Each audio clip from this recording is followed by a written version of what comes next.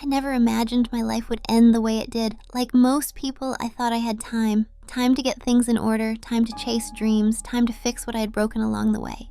My days were filled with routine, with work and obligations, and though I often felt a quiet unease at the state of the world, I always brushed it aside. There was always tomorrow, I told myself. Tomorrow to pray more seriously. Tomorrow to seek truth more deeply. But tomorrow never came. It happened so fast. One moment, I was driving home from work, weary but preoccupied with the headlines I had heard earlier. More news about rising tensions between global powers, whispers of economic uncertainty, warnings about food shortages creeping closer than anyone wanted to admit. I remember shaking my head at it all, thinking, what a fragile world we live in. The next moment, I was gone. A blinding light, then a weightlessness, and suddenly I was no longer in my body. Panic surged through me at first, but it faded almost as quickly as it came. In its place was an overwhelming sense of peace and awe, because I wasn't alone. Before me stood Jesus. There are no words in our language that can truly describe his presence. He was radiant, not just with light, but with truth. His eyes, filled with both sorrow and fierce love, seemed to see every part of me at once. I felt exposed, yet safe, terrified, yet embraced by perfect peace. I could barely speak, barely think, but he didn't wait for me to find the words. He already knew the cries of my heart. You must see, he said. His voice was like thunder wrapped in compassion. For the days ahead are drawing close, and many are asleep.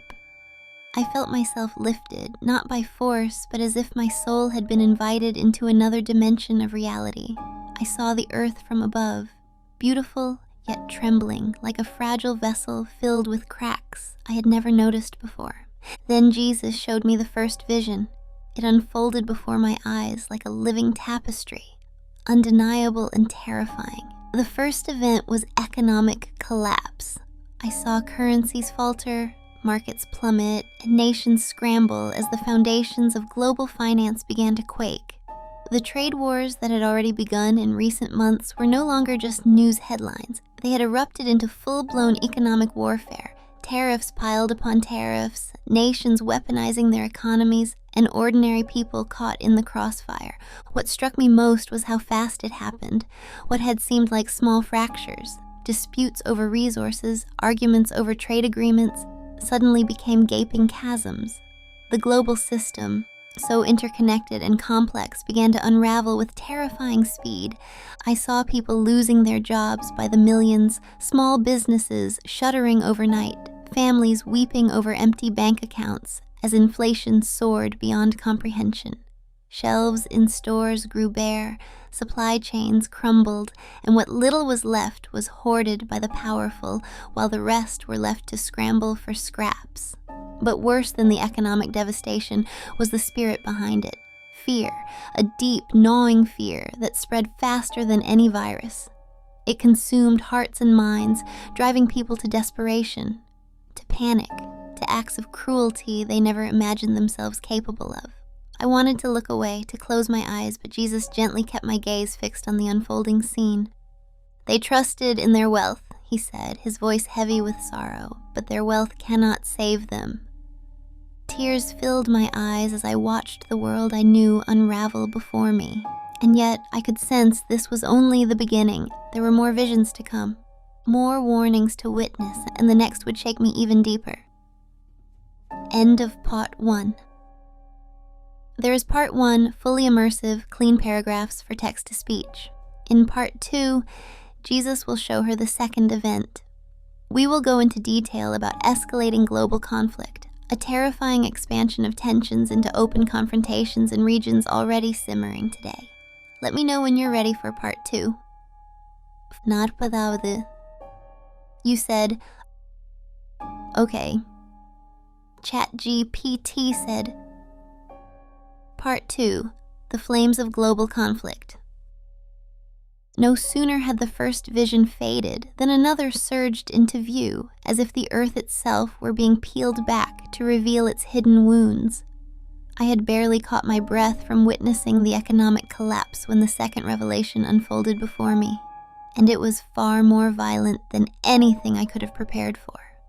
The world map stretched out before me like a living canvas, and I saw it flicker with points of tension, like embers smoldering beneath dry timber.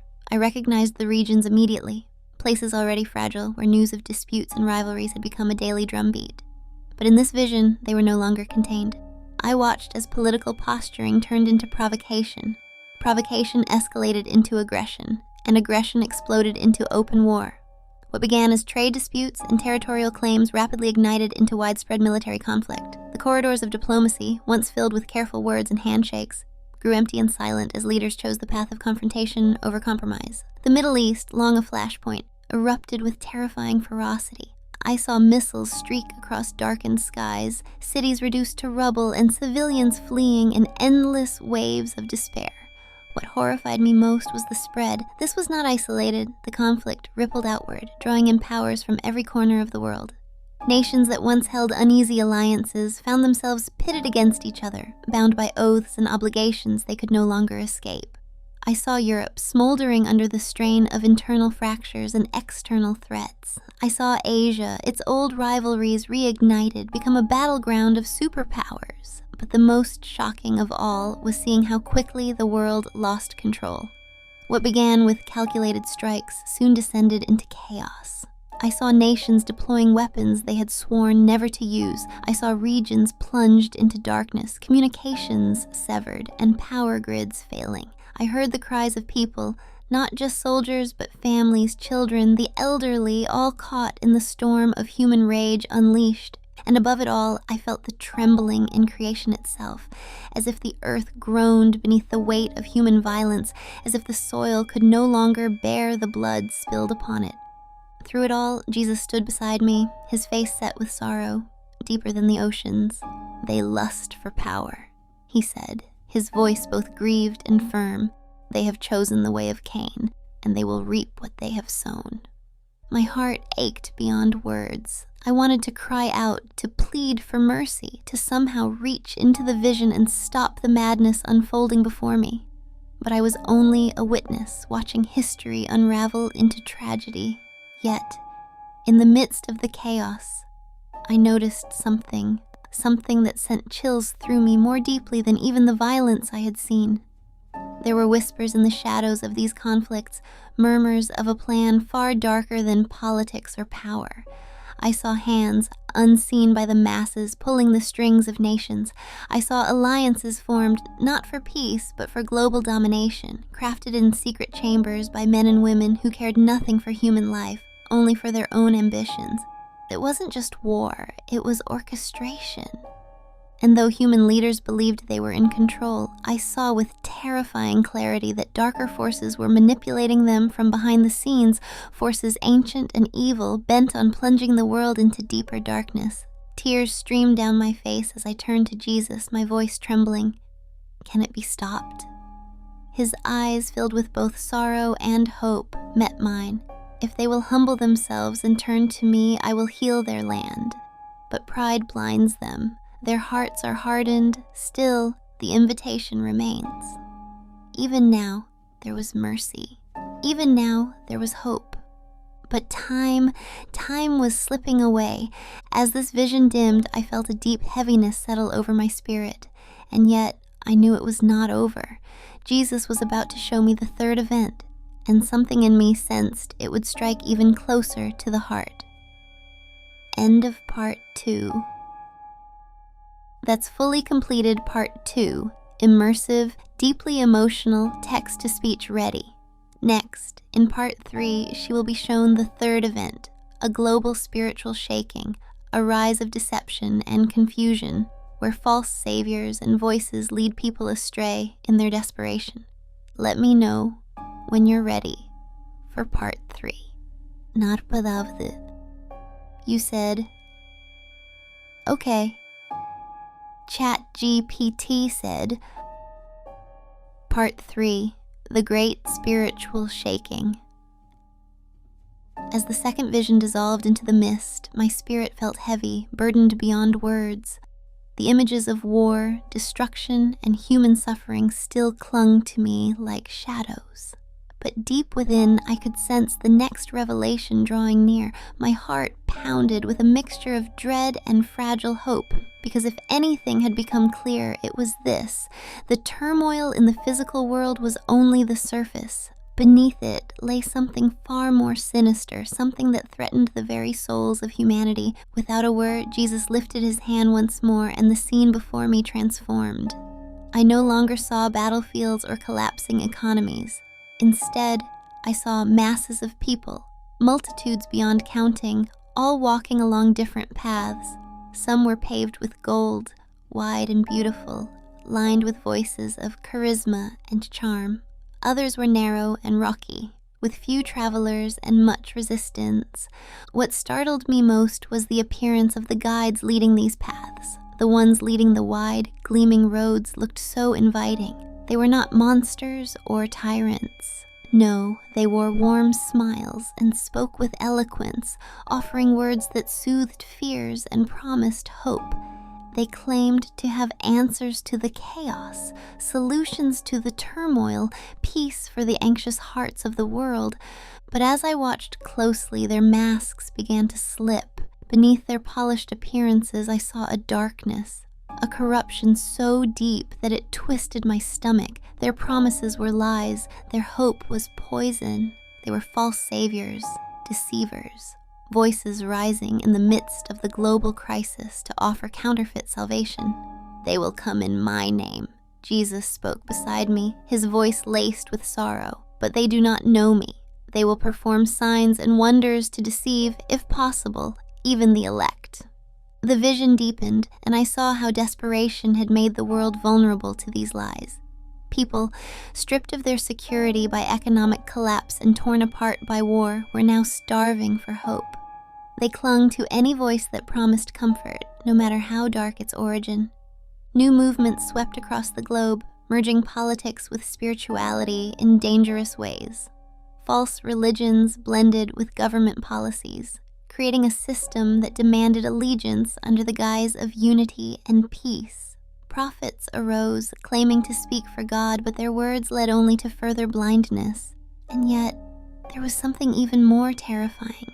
I saw technology woven into this deception, tools of convenience and entertainment becoming tools of control. Devices once used for connection were now vehicles of indoctrination. Messages filled the airwaves, subtle but relentless, reshaping minds and hardening hearts against the truth. What horrified me most was how many who once knew the truth fell under this sway. Even some who had once walked closely with God were lured away, seduced by promises of safety and prosperity. They exchanged truth for comfort, Jesus said, his tone heavy. They trade their inheritance for a bowl of stew, as Esau did. They have ears but refuse to hear, eyes but choose not to see. I felt tears burn my eyes as the full weight of the vision settled upon me. This was not just about wars and collapsing economies. This was a war for the soul, an all-out assault on truth itself. "Is there hope for them?" I asked desperately, my voice barely holding steady. Jesus turned to me, his gaze both fierce and tender. "There is always hope," he said, "but it grows dimmer with each passing day. That is why you must warn them. Call them back to me while there is still time." My heart pounded in my chest, alive with a fire I had never felt before. I wanted to cry out to the whole world, to shake them from their slumber, to open their eyes before it was too late. But even as I felt this urgency rise within me, the vision began to fade once more. I knew we were not yet done. There was still one final revelation, one last event that Jesus had to show me, and something told me it would bring everything together in a way that would forever change how I saw the world. End of part 3. There is part 3, fully immersive, deeply emotional, and in perfect flowing paragraphs for text-to-speech. Next, in part 4, Jesus will show her the final, most powerful event. A global awakening amidst the shaking. Revival, but also final separation, as light and darkness draw their final lines. Let me know when you're ready for part 4. Narpadaude, you said. Okay, ChatGPT said, Part 4, The Final Separation and the Awakening. As the third vision faded into the unseen, I felt my breath catch in my chest. My soul braced itself, knowing the final revelation was about to unfold. There was an intensity in the air around Jesus, like a storm gathering strength just before it breaks open upon the earth. Yet beneath that storm I sensed something else, something fierce, something radiant. It was hope, but not the fragile kind that flickers like a candle. This hope felt like wildfire, like a sunrise that no darkness could extinguish. Then Jesus lifted his hand again, and the final vision opened before me. What I saw next stole the very breath from my spirit. Amid the devastation, amid the ashes of economic collapse, war, and spiritual deception, something unexpected began to rise. Pockets of light. Small at first, like tiny sparks scattered across the globe, but as I watched, they grew brighter and more numerous. Fires of revival, awakening in the most unlikely places, war-torn cities, impoverished villages, even in the cold, hollow chambers of nations drowning in propaganda and despair. I saw people falling to their knees in the streets, weeping not from fear but from brokenness and repentance. I saw gatherings in homes, in fields, in hidden places, where the name of Jesus was lifted high above every other name. They were not led by polished preachers or famous leaders, but by ordinary men and women, their hearts ablaze with a hunger for truth that could not be quenched. These were the awakened ones. I saw children with eyes full of wisdom beyond their years, prophesying truth that silenced the lies of the deceivers. I saw elderly men and women, long ignored by society, rising as warriors of prayer. I saw young people who had once been captive to the chains of technology and distraction, now raising their voices in worship and bold declaration of the gospel. It was as though a great dividing line had been drawn across the earth. On one side, there was deepening darkness, those who had chosen comfort over truth, pride over humility, self over surrender. On the other side, the light of Christ blazed, uncontainable, unstoppable, sweeping through hearts and homes like a flood. Jesus' voice broke through the vision, and it thundered not only around me, but within me. This is the final separation, he declared. The wheat and the tares, the sheep and the goats, the awakened and the deceived. My spirit is calling even now to those who will listen. The door is still open, but soon it will be shut. His words filled me with urgency that no human language could capture. This was the last call, the final hour of decision for so many souls across the earth. There would be no neutral ground. Every heart would be tested, every allegiance revealed. As I watched, I saw faces I recognized, people from my life, friends, family, even strangers whose paths had briefly crossed mine. Some ran to the light, falling into the arms of mercy. Others turned away, covering their ears, hardening their hearts as the darkness swallowed them. Tears blurred my vision as I realized how high the stakes truly were. This was not about temporary comfort or fleeting prosperity. This was about eternity. Jesus' eyes met mine, burning with the fire of love and justice intertwined. You must tell them, he said with urgency and compassion woven together in his voice. Tell them I am coming soon. Tell them to turn while there is still time. Do not hold back. Do not fear their response. Speak my truth, for I am awakening my people for the final harvest. In that moment, I felt a commission fall upon me like a mantle. I was no longer just a witness. I was now a messenger. I had seen what was coming, and I knew I could never return to life as it once was. As the vision faded and the brilliance of his presence began to dim, I felt myself pulled back toward the life I had thought was over. Breath returned to my body. My eyes fluttered open, and the world around me came rushing back into view. But everything had changed. I had changed. Now my life carries a singular purpose: to warn, to awaken, to call out to as many as will listen before the final chapter unfolds. If you hear these words, do not harden your heart. Do not wait for another sign, another moment. The signs are already here. The storm is already gathering. The King is coming. Turn to him now. Run to the light. Be part of the awakening, because soon Very soon, eternity will begin, and there will be no turning back. It will begin, and there will be no turning back.